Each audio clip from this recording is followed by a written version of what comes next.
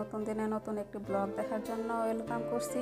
যে যেখান থেকে এই মুহূর্তে ভিডিওটি দেখছেন, আশা করি সবাই পরিবার পরিজন নিয়ে আল্লাহর রহমতে ভালো আছেন। আলহামদুলিল্লাহ, আমি আমার পরিবার নিয়ে ভালো আছি। তো এই তো আজকের ভিডিওটি সকালবেলা থেকে শুরু করলাম। তো ঘুম থেকে উঠেই বিছানাপত্র অফ ক্যামেরায় গুছিয়ে নিছি, তারপরে নাস্তাও করে নিছি অফ ক্যামেরায়। তো সব কিছু শেয়ার করতে গেলে ভিডিওটা বড় হয়ে যায়, তো ভিডিওটা দেখতে থাকেন। তো আশা করছি আমার আজকের ভিডিওটি ভালো লাগবে। তো প্রথমে একটা লাইক দিয়ে দিবেন আর শেষ পর্যন্ত দেখার অনুরোধ রইল।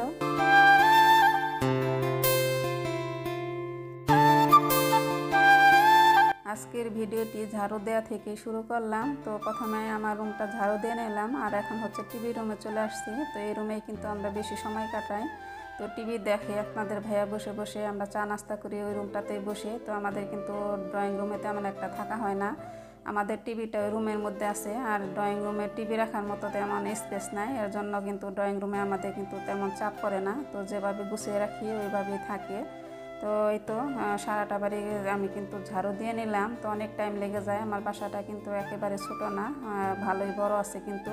তো এইগুলা ঝাড়ু দিলে তারপরে সব ফার্নিচার গুছায়ে তারপরে সব কিছু করতে কিন্তু অনেক টাইম লেগে যায়। তো এই তো ফার্নিচার কিন্তু আমি অফ ক্যামেরায় সব রুমের ফার্নিচারই আমি মুছে নিছি আগে ঝাড়ু দেওয়ার আগে। তো এখন হচ্ছে আবারও হালকা পাতলা মোছা দিতেছি। তো ঝাড়ু দেওয়ার পরে কিন্তু আবারও ময়লা পড়ে, তো এর জন্য আমি হালকা মোছা দিতেছি আবারও। তো দুইবার মোছা দিতে হয়েছে কিন্তু আমার। তো কালো ফার্নিচারের মধ্যে ময়লা বেশি দেখা যায়, তো প্রতিদিনই আমার এরকম মুছতে হয়। তো কালো ফার্নিচারে ময়লা কেমন জানি ভেসে থাকে, এর জন্য তো হালকা পাতলা আবারও মোছা দিতেছি। তো মোছা দিয়ে তারপরে হচ্ছে আবার শোকেসটা মুছবো। তো এই শোকেসও কিন্তু আগে মোছা দিছি, এখন একেবারে হালকা উপর দিয়ে যে ময়লা লেগে থাকে ওইগুলা মানে দেখা যায় একটু একটু ময়লা, ওইগুলা একটু হালকা মোছা দিতেছি। তো সকাল থেকে এই তো কাজ করতেছি, কোনো রকম নাস্তা করছি, তারপরে কিন্তু এই কাজগুলো করতে অনেক টাইম লেগে যায়।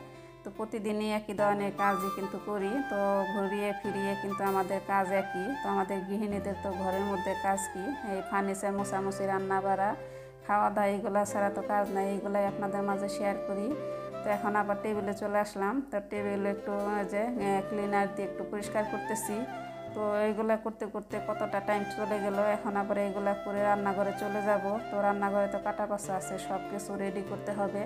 তো রান্না করার আগে এই জিনিসগুলো করতে খুবই মুশকিল লাগে। তো কেউ যদি একটু কাটাকুটা করে দিত তাহলে ভালো লাগতো। তো ওইগুলো তো করার মতো কেউ নাই, নিজেরই সব কিছু করতে হয়। এই তো টেবিল পরিষ্কার করে আবার দেখলাম যে বেসিনটা একটু ময়লা হয়েছে, তো বেসিন একটু পরিষ্কার করে নেই।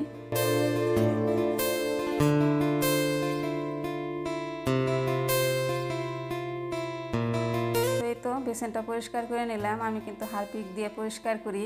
তো এই তো ঝটপট করে নিলাম। তো দু একদিন পর পরই পরিষ্কার করতে হয়, কেমন জানি একটু অন্য ধরনের ময়লা লেগে থাকে, মানে উঠতে চায় না এরকম। তো এই তো চকচকে হয়ে গেল। আমি সব সময় কিন্তু হারপিক দিয়ে পরিষ্কার করি।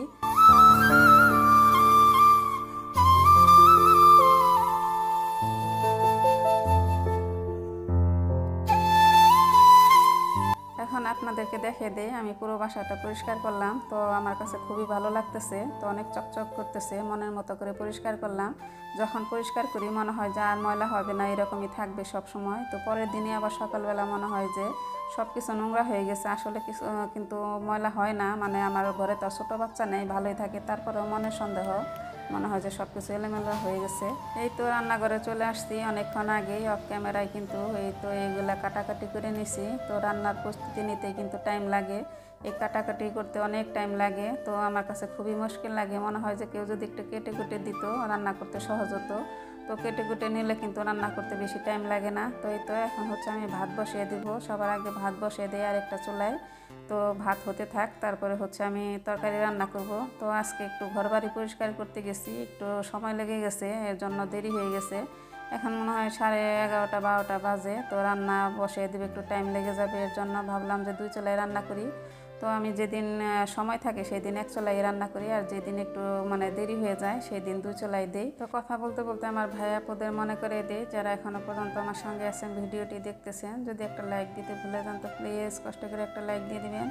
আর যারা নতুন ভাই আপু আজকে ভিডিওটি দেখতেছেন তো শেষ পর্যন্ত দেখতে থাকেন। দেখতে দেখতে যদি আপনাদের কাছে কোথাও কোনো অংশে একটু ভালো লাগে আমার ভিডিও, তাহলে একটা লাইক দিয়ে সাবস্ক্রাইব করে আমার পাশে বন্ধু হয়ে থেকে যেতে পারেন। আর যারা অলরেডি কাজটি করে ফেলেছেন আপনাদেরকে জানাই অসংখ্য অসংখ্য ধন্যবাদ।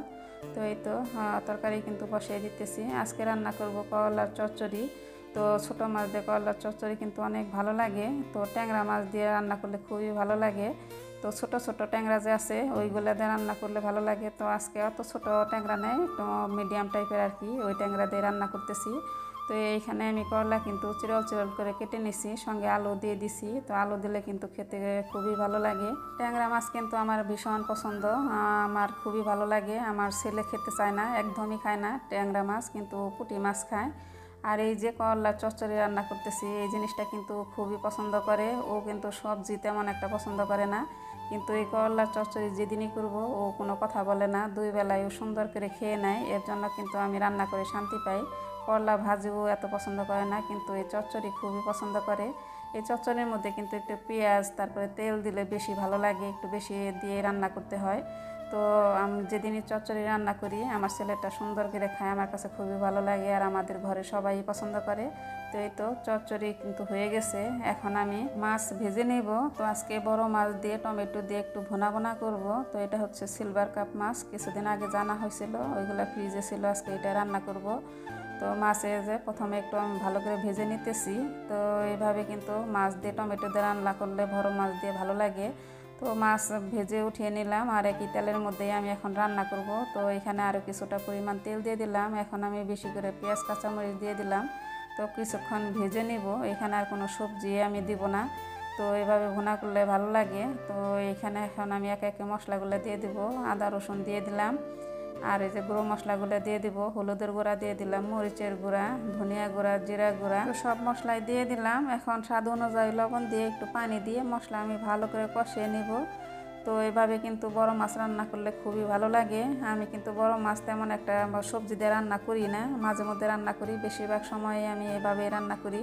তো আমার কাছে এভাবে রান্না করলে ভালো লাগে। তো এখন এই যে মশলা কষানো হয়ে গেছে, টমেটো দিয়ে দিলাম। তো টমেটো দিয়ে আরও কিছুক্ষণ আমি কষিয়ে নিব, তারপরে হচ্ছে মাছগুলো আমি দিয়ে দিব।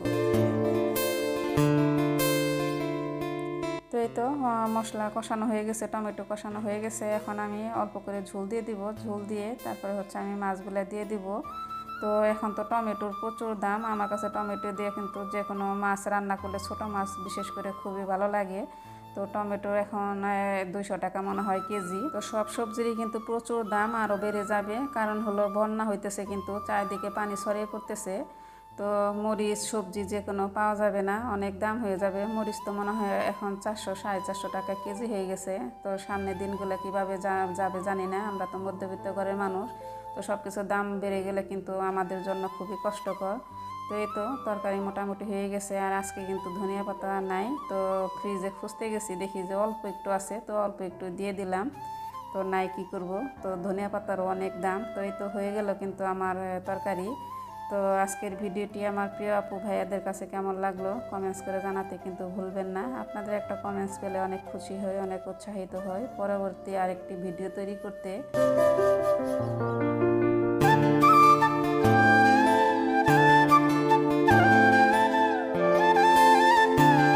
তো টেবিলে এখন গুছিয়ে নেই, তারপরে তো গোছালাচল আছে। তো সারাদিন অনেক কাজ করলাম, তো এখন ক্ষুধা লেগে গেছে, খেতে হবে। তো টেবিলে রেখে তারপরে গোছালাচল করব, নামাজ পড়ব। তো আজকের ভিডিওটি এই পর্যন্তই। তখন যারা কষ্ট করে ভিডিওটি দেখলেন সবাইকে জানাই অসংখ্য অসংখ্য ধন্যবাদ। তো পরবর্তী আরেকটি ভিডিও নিয়ে অন্য আরেকদিন চলে আসবো আপনাদের মাঝে। সে পর্যন্ত সবাই সুস্থ থাকবেন, ভালো থাকবেন। আল্লাহ হাফেজ, আসসালামু আলাইকুম।